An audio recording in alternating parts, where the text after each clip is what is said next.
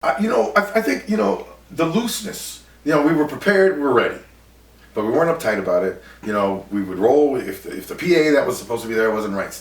Never mind, don't worry about it. We'll just use it. Whatever it is, we would adapt and throw.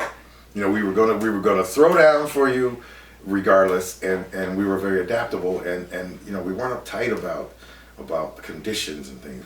We were gonna do the thing that we love to do, and the audience would always be able to feel that these three guys, and Carl sometimes for and whoever would join us, they were sincere and honest about their passion for the music. It's the music. We're not tripping on politics. We're not tripping on social, decorum or any of this stuff. We're here to have a good time, and by golly, that's what we're gonna do. And we did it.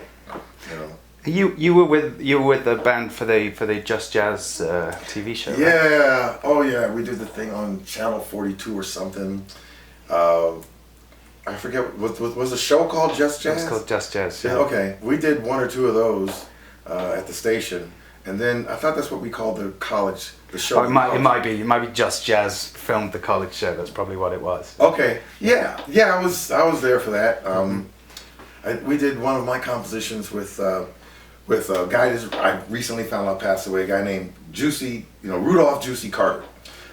Excellent saxophonist, excellent musician.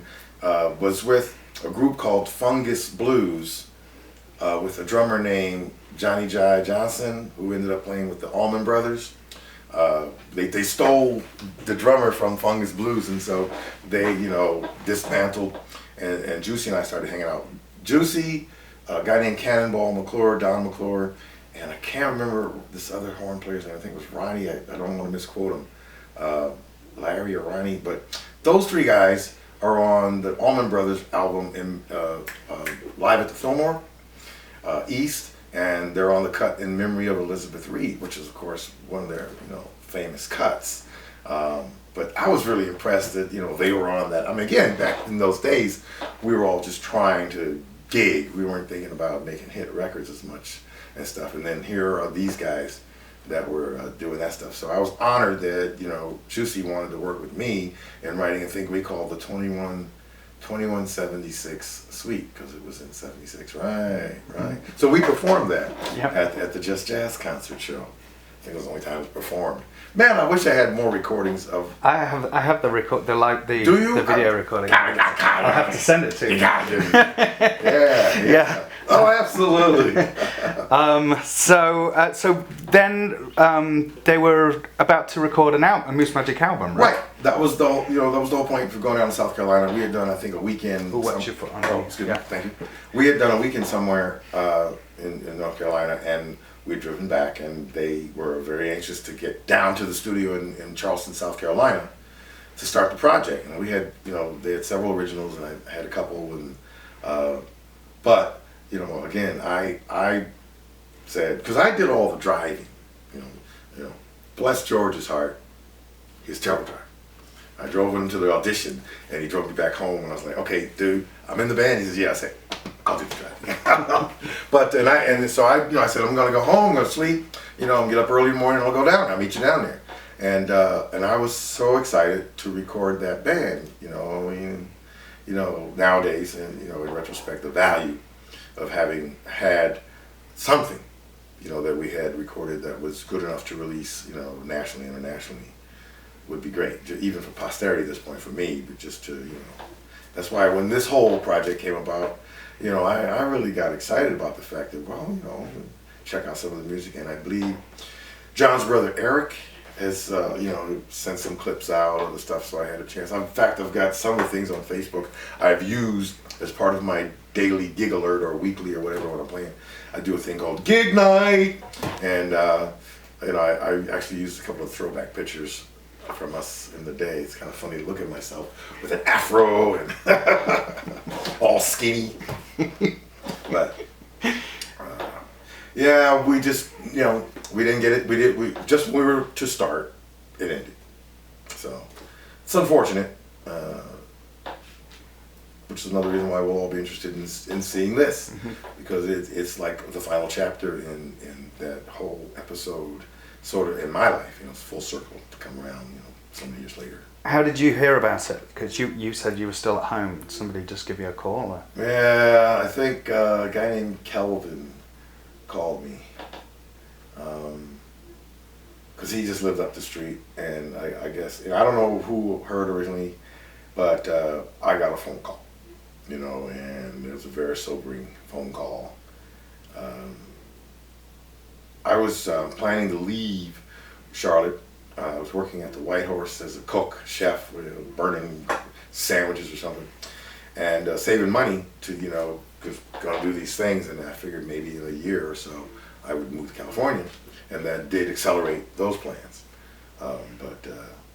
Yeah, I got the call, and he said, da, da, and I was like, you know how you are when you hear such a finality, you know, it's like, they're dead. And so, we were just very sad, you know, no way to replace it. I thought that what we were doing was one of the best things I could be doing then, you know, and didn't really have an interest in trying to start something new. I felt rather to go somewhere new and start, and so that's what I did. But yeah, man, that was a hard day, you know. So how do you look back on that time early in your career now? I smile. I had a really good time. I learned a tremendous amount of stuff. I started going back into the schools. There was a flautist named Chris Peck who's on the show, and Chris and I had, you know, really bonded, and we were going into the elementary schools doing kind of a thing I called the immediate workshop, where we would go in, and kids who thought they couldn't be musical, we would give them access and permission to be musical even without an instrument. I mean, listen, you know, you can, you know, hey, you know, you can sing, you can make up little silly songs, you know, you can play anything around you, or even get an instrument, and you don't have to necessarily play it like you're Liberace or something. Just, you know, find your voice on it. So we would create these little scenarios where the kids would participate and end up with some sort of performance, you know, immediately.